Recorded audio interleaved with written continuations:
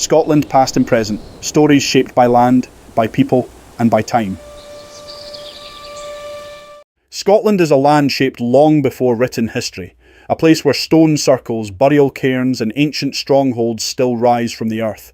These sites whisper stories older than clans, older than kingdoms, older even than Scotland itself.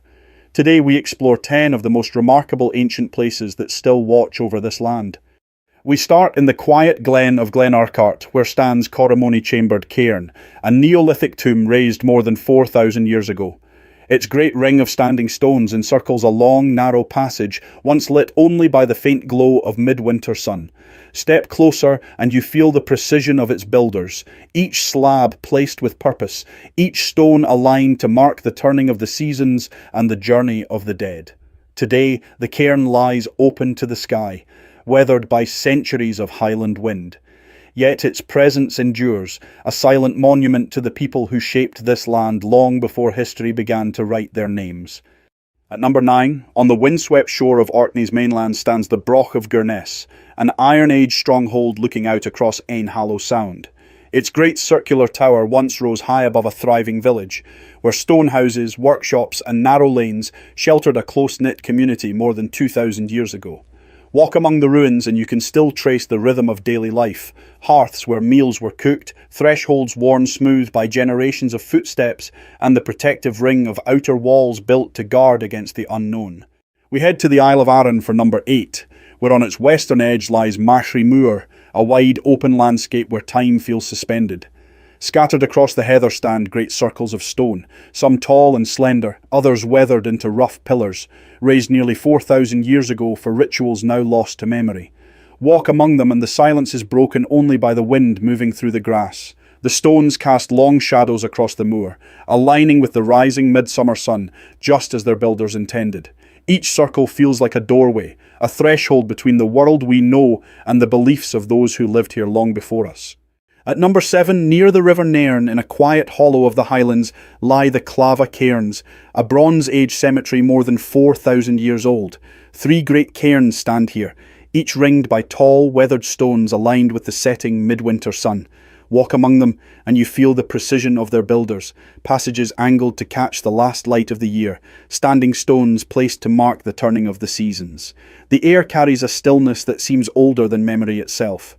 As dusk settles, the cairns glow softly in the fading light, their stones casting long shadows across the earth.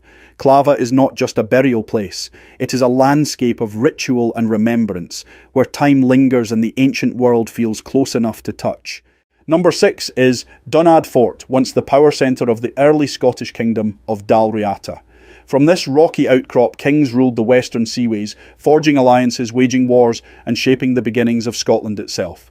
Climb its winding path and you step into a world where legend and archaeology meet. Carved into the summit rock lies a footprint, the place where kings were inaugurated, standing barefoot upon the stone to bind themselves to the land.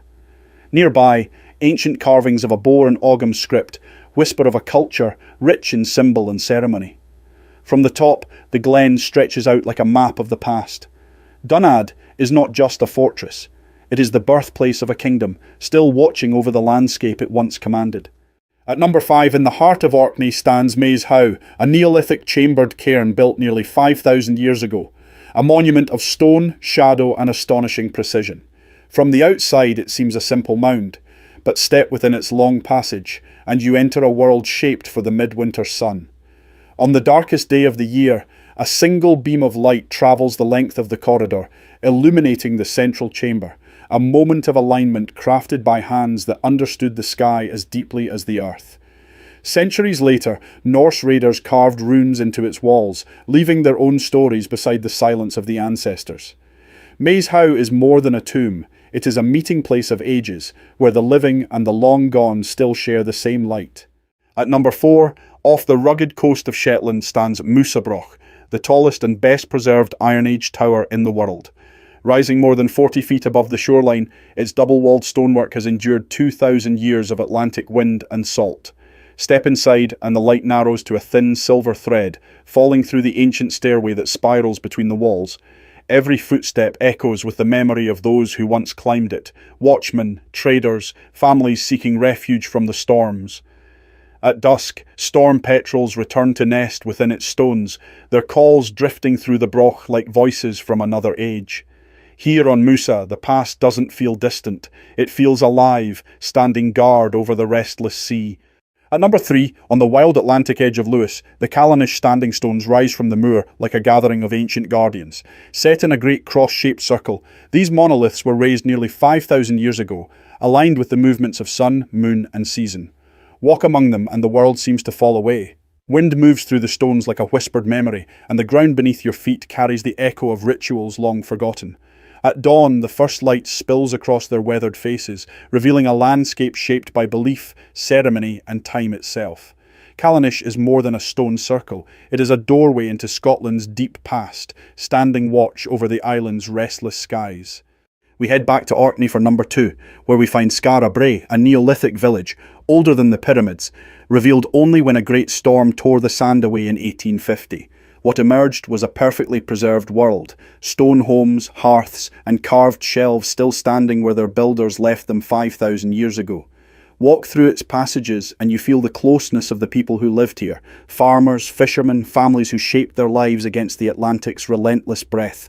Their stone furniture remains exactly where it once stood, as if the inhabitants have only stepped outside for a moment. At sunset, the village glows gold against the sea, a reminder that even in the far north, civilization thrived long before history learned to write its name. And now for number 1, we head back to Shetland.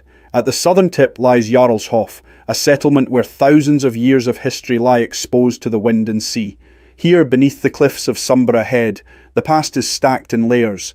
Neolithic houses, Bronze Age farms, Iron Age wheelhouses, Viking longhouses, and a medieval hall, all sharing the same ground.